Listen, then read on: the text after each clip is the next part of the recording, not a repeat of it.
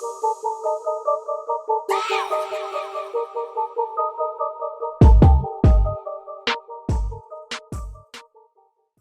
learned from crew was vast. It's like its own country.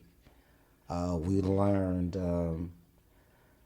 from design to buying to operations to accounting to theft to litigation, a little bit of everything at a young age. And I think that's what helped spearhead the other companies after that, being young, starting a company at 27, being a first generation entrepreneur.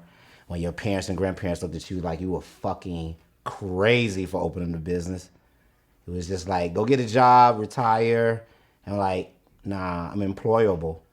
No one would employ me and what my assets were. And so we just felt that we wanted to open up a business in our neighborhood to provide for our community.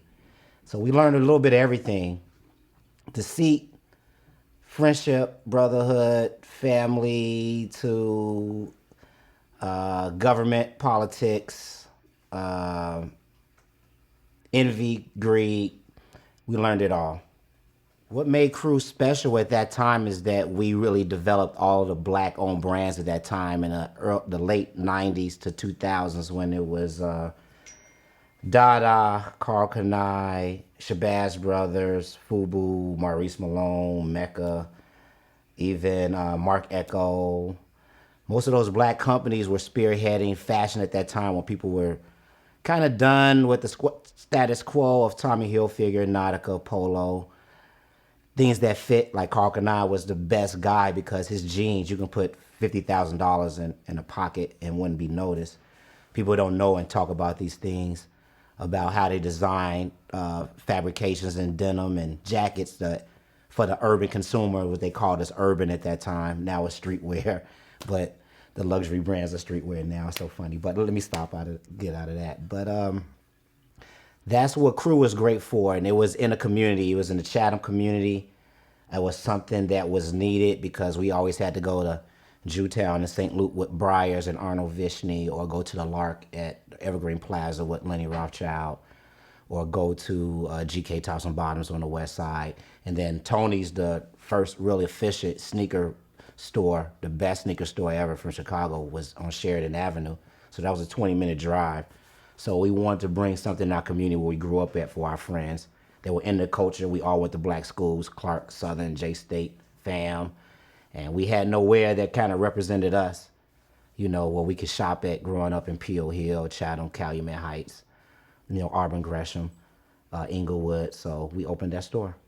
The significance of Tony's, from Tony Fernandez of Tony Sports, the first real sneaker boutique here, or not boutique, but sneaker store. They had every brand from Adidas, Nike, Reebok, Puma, Jordan.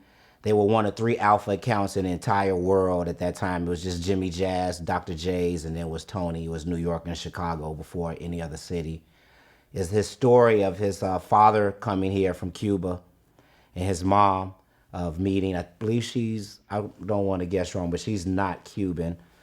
But how they formed this relationship on the north side of Chicago, and he had an original workplace, like Cuban store. People wore dress shoes to work. And his father was tired. They had like 4 locations around the city. Tony was a nomad kid like me or my son, like not good in school and stuff like that. And at 16, 17 years old, his dad is like, take over the company. He's like, Dad, we're not wearing these dress shoes. We want this. I mean, like, he spearheaded the whole sneaker culture with Nike and Adidas and all these other brands just at a young age, and became one of the best. It'll be the greatest movie almost ever, a part of sneaker culture, if it was ever done. And we're gonna help kind of do that. But that's my brother. May rest in peace. He passed away last year at this time. I was in Hawaii. I was in Maui when I got the call, and couldn't believe it, because we had plans to do a lot of things in the Caribbean. We were going back to Cuba. I traveled to Cuba with him. He introduced me to his family, his uncles, his cousins, and we had a lot of things. When Barack Obama went to Cuba, opened it up, we wanted to really do a sneaker boutique in Cuba and get that started. So his passing away kind of not just hurt me as a friend and somebody who gave me unlimited advice because he believed in us. He was the one who helped us get a Nike account at the Crew Sportswear, and then I kept those relationships to have a Nike account at Leaders because of him. He wasn't a crab in a barrel. When the heads were there, they was like, "Hey man, this guy Corey, he wants a Nike account. He got this good store called Crew. Should we open it up?" And Tony was like, "It's a no doubter. They need that brand over there." And I never looked back since then. And now we're one of 21 African Americans in the entire world with a Nike and Adidas account just because of that in 1998. That's the year that happened for us. So I'm always dedicated to his life and his work and his family and his legacy, as hopefully the younger guys would be for me. And that's why Chicago is so special within this industry. Some of the best advice Tony gave me was save for the rainy day. You don't spend your money. You don't go buy this car. You don't go out of country or do this and do that. He said save for the rainy day. It gets tough, especially July and January.